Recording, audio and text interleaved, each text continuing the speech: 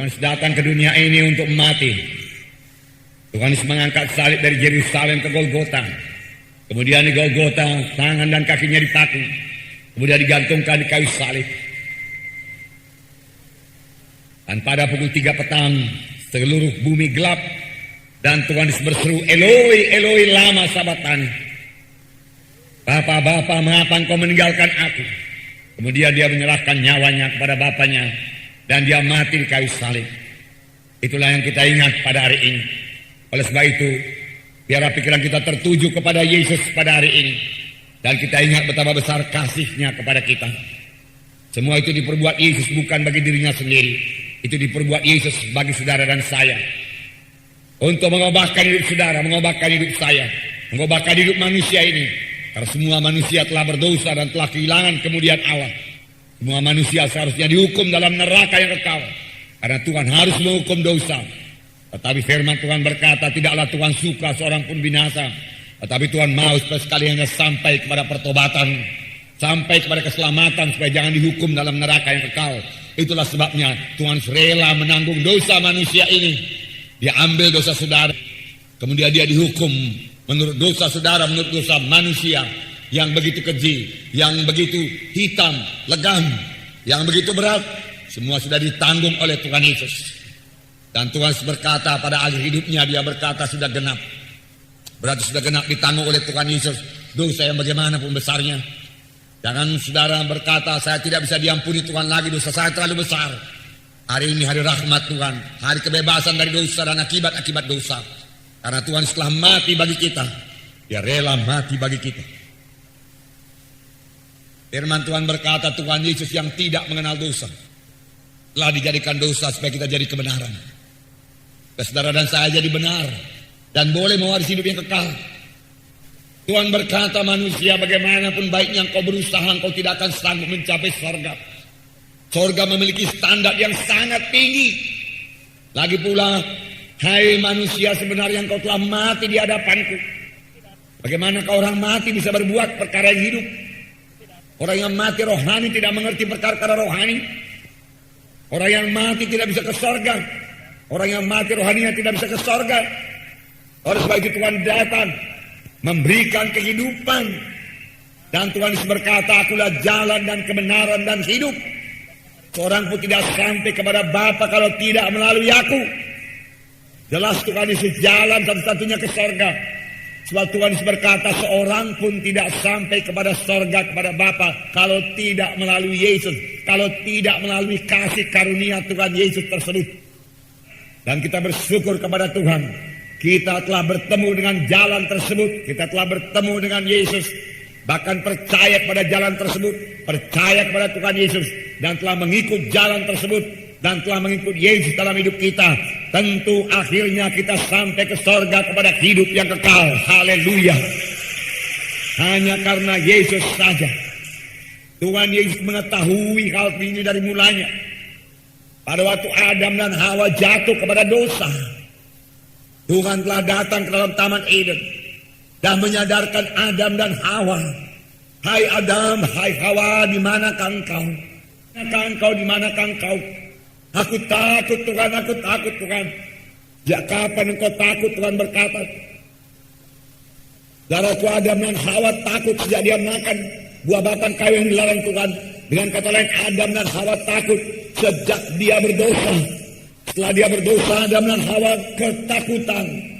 Sampai sekarang ketakutan, kekhawatiran, saudaraku, menghantui manusia ini, saudaraku. Semua itu diakibatkan karena dosa. Tetapi pada waktu itu pun, saudaraku, Tuhan telah membukakan jalan keselamatan kepada manusia. Itulah besarnya kasih Tuhan pada manusia itu. Nah, Tuhan berkata kepada Adam dan Hawa, Adam, Hawa, engkau masih bisa ke surga, masih bisa selamat. Sebab keturunan perempuan ini nantilah yang akan menghancurkan kepala ular tersebut, yang akan merusakkan pekerjaan setan. Tetapi ular ini juga akan mematuk tumitnya. Yang tidak lain berarti bahwasanya ular itu akan mematuk tumit Yesus sehingga Yesus mesti disalib di kayu salib di Golgota. Inilah jalan keselamatan yang disediakan Tuhan bagi manusia ini.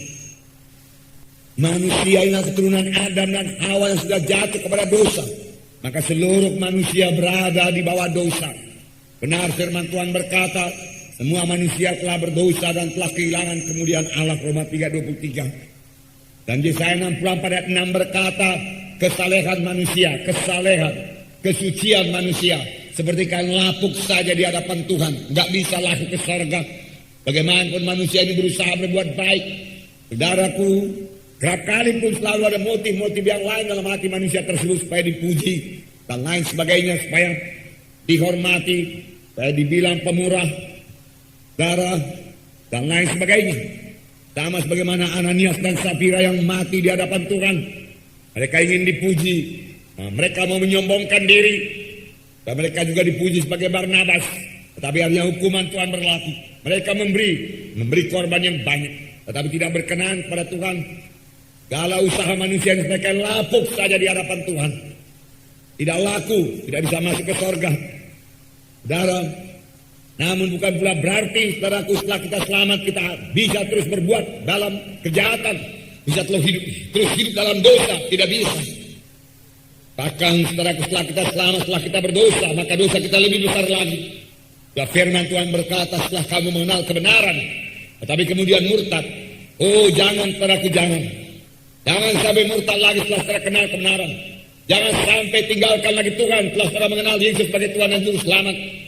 Saudara yang telah disembuhkan Tuhan, firman Tuhan berkata, saudara telah merasa-rasakan karunia yang daripada Tuhan, tetapi kemudian berpaling, tidak disediakan darah lagi untuk menyucikan dosa kita. Hati-hati dalam hal ini. Tetapi sepanjang saudara masih bisa berseru kepada Tuhan, saudara, bertobatlah, niscaya darah Yesus menyucikan semua dosa kita. Allah menatap dari sorga dalam Mazmur 14. Dikatakan, saya membacakan pada saudara, ayat 2 dan 3. Tuhan memandang ke bawah dari sorga kepada anak-anak manusia untuk melihat apakah ada yang berakal budi dan yang mencari Allah. Mereka semua telah menyeleweng, semuanya telah bejat, tidak ada yang berbuat baik, seorang pun tidak. Saya percaya kepada firman Tuhan ini. Tetapi kita bukan di situ, amin saudara. Pikiran kita tidak jahat semata-mata, amin. Bahkan pikiran kita saudaraku mengusir semua kejahatan. Kita tidak mau memikirkan yang jahat. Pikirkan yang baik. Pikirkan perkara yang di atas. Pikirkan perkara rohani. Pikirkan pekerjaan Tuhan. Pikirkan Yesus yang baik. Pikirkan firman Tuhan, amin saudara. Ya. Firman Tuhan berkata, renungkanlah itu siang dan malam. Maka dengan demikian perjalanan akan berhasil dan engkau akan beruntung. Hai anakku, perhatikanlah perkataanku, arahkanlah telingamu kepada ucapanku, janganlah menjauh dari matamu, simpan di lubuk hatimu, masukkan dalam pikiranmu, maka itu akan menjadi kehidupan bagi mereka yang mendapatkannya dan kesembuhan bagi seluruh tubuh mereka. Amin.